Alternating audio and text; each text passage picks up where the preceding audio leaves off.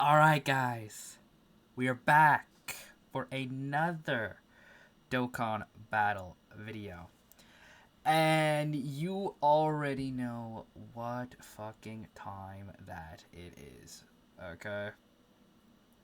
We're looking at the Path to Power Kid Goku EZA. I was gassing him up hard in my last video.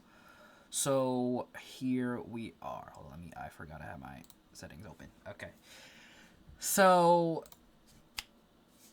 it's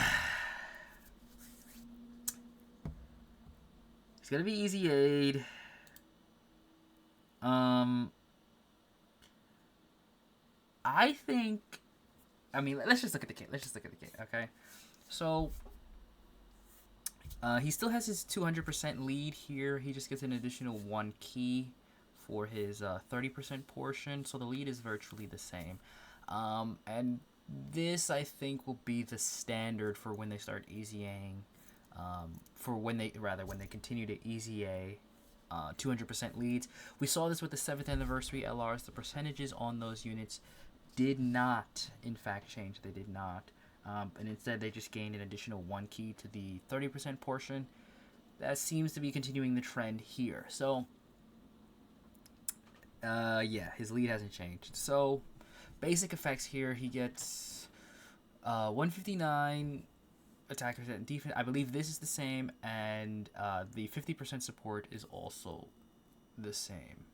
I believe these are the same. I don't know if they add an additional category to it, but he now leads.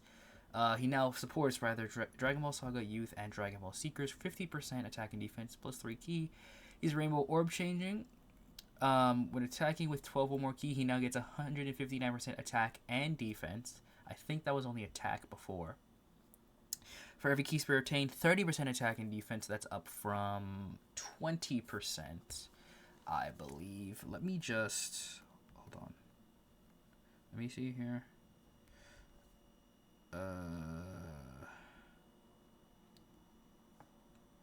Yeah, that's up from 20%. And, oh, he only had 59% attack and defense when, here. Now he has 159%. Yeah, he gets an additional 3 key here, and previously he only did Dragon Ball Saga and Youth. Now he also supports Dragon Ball Seekers, right? Which, again, another buff for the Daima Goku, right? And the future Daima Gokus that will be coming out, because you know they are. For every Rainbow Key Sphere obtained, chance of performing a critical hit plus damage reduction rate up 10%. That's increased from 7% previously. With 3 more Key Spheres obtained, or with 1 or more Key Spheres obtained as a 3rd attacker in the turn, he gets 159% defense as opposed to 59% defense. Now with 5, by genuine reaction, he launches an additional attack that has a great chance of becoming a super attack. I already know Goresh loves this. So 5 or Key Spheres or 3 or more as a 3rd attacker. Then you have 7 or more or 5 or more obtained in the 3rd turn. All allies attack. Chance of performing critical and damage reduction plus 8%, right? That's the same. But then he also, this is new, all allies attack and defense plus 8% for 2 turns. So he's just 2 turn support there, plus supporting when he's on rotation, plus Rainbow Orb changing, plus giving himself damage reduction, plus giving the team damage reduction. He only has a 1 turn defense race, so I'm interested to see how long or how good he'll be in the 50 phase event, because he doesn't stack. I don't know, maybe a full dodge build or something, or a mostly full dodge build. He might be maybe able to reach it decently far, but yeah, without the stacking, not so good. Specifically for that long event. Obviously, he'll be great, and I think he'll be great in every other event, including the Dragon Ball. Is it a Red Zone? I believe the Dragon Ball Red Zone is the new event that's coming out. I believe he'll be great there as well. So, links. The Innocents, All in the Family, which is a big defensive link. Infighter, Kamehameha, The Incredible Adventure, Guidance of the Dragon Balls, and Fierce Battle. So, a similar thing to his Dokkan Fest counterpart that just came out. I think the only real difference is this guy has Kamehameha instead. The other Goku did not, because obviously that's literal Chapter 1 Goku. He didn't learn the Kamehameha yet. So here are the super attack effects. As you can see, he has a unit super attack here, right? Massively raises here. Previously, he didn't raise defense on his super before. Now he does. And on his unit super attack, he did massively raise, but now he greatly raises his defense here. So yeah, he's getting some defensive buffs there, right? So now he can be activated when there's a Yamcha, Roshi, Oolong, Bulma, or Bulma Bunny, which is an interesting thing that they decided to put, because who is running Bulma Bunny? Anyone? Any Bulma Bunny enjoyers out there? I don't know. Bulma Youth. I mean, if we get a new one, or I don't know, you could maybe run LR Bulma because their damage reduction would stack together, right? Again, I'm not so sure how LR Bulma will do these days though, because LR Bulma herself will probably want to be floating, at least until she builds up her damage reduction. But you can't have her floating and him floating and also them be on the same rotation every time. So yeah, that one is going to be a bit unlikely.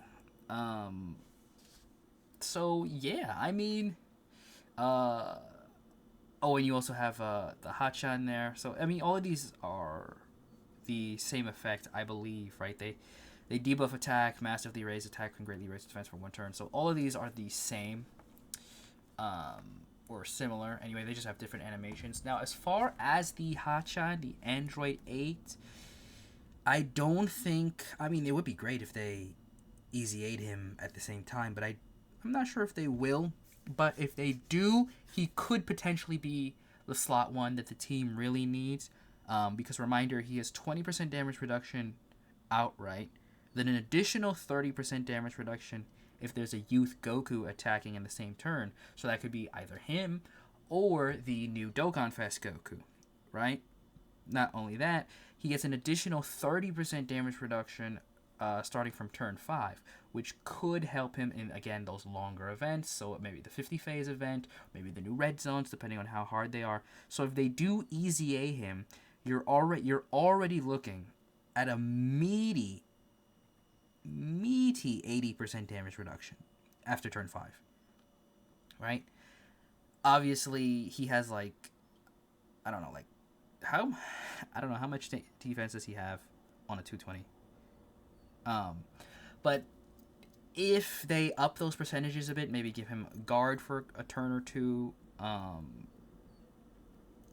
This Android 8, the Hachan, could be really the AGO one that came out with this guy. Could be absolutely phenomenal. But as far as this unit goes, I think is he the best TUR in the game? I'm not sure.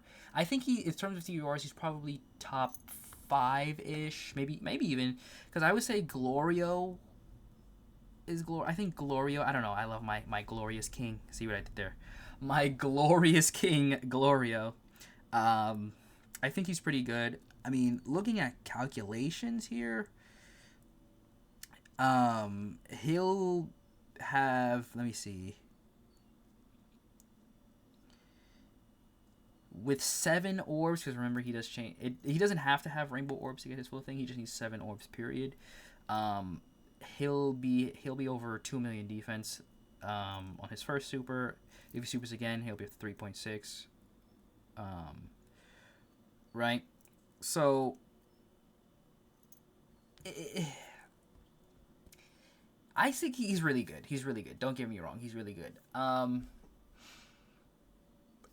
My problem is not with him, but with the rest of the team. I'm wondering how the rest of the team is going to come together. Because, again, if they EZA Hachan, I think that's a solid foundation for the team. And, again, with Daima Goku potentially coming, I don't know, maybe 220 to Dragon Ball Seekers or something like that. I don't know, because the Daima characters actually are not on Youth. Like, Daima Vegeta isn't on Youth, and I believe the free-to-play Daima Goku is also not on Youth. So it would have to be, and obviously a Daima Goku wouldn't be on DB Saga, and they're not going to put him on Exploding Rage either, so it really would have to be like a 220 to Dragon Ball Seekers or something like that. So if we do in the future, so watch out for this. If we do in the future get a 220 Dragon Ball Seekers lead, we'll have this guy, this hypothetical Daima Goku. We'll have this Saiyan Day Kid Goku. We will have potentially is Hachan on Dragon Ball Seekers? Is it Hachan? Oh, no, he's not. He's not. So that would be the one team that you wouldn't be able to run him on. Yeah, he wouldn't be on any of those teams that a Daima Goku would lead, I imagine. So yeah, but yeah, so you would have to forget about Hachan in that case. But maybe again, the Daima Goku could be the godlike slot one. So you would have potentially the Daima Gokus, this guy, the Saiyan Day DFE. The team is starting to come together. Okay, so yeah, that's gonna do it for us this time. Again, I think this guy, he seems very, very good. Best EZA TUR, pretty good. Yep, he's not that great. Me when I lie. Yeah, this is something I would say when I don't know how to read the unit's kit. There's a non-restricted damage reduction in 2-turn buffs. So remember, that's why people loved Bulma so much when she came out. Because again, 2-turn support is absolutely cracked. Okay. So I know 8%. It doesn't seem like a lot, but it is. Okay, it's not as good as Bulma's, but it's pretty good. Okay, it's pretty good. And remember, he's a floater, right? So he's not your godlike slot 1. He's not your godlike slot 2. He's supposed to be a floater. You see, third attacker in a turn, third attacker in a turn, third attacker in a turn. He's clearly supposed to be.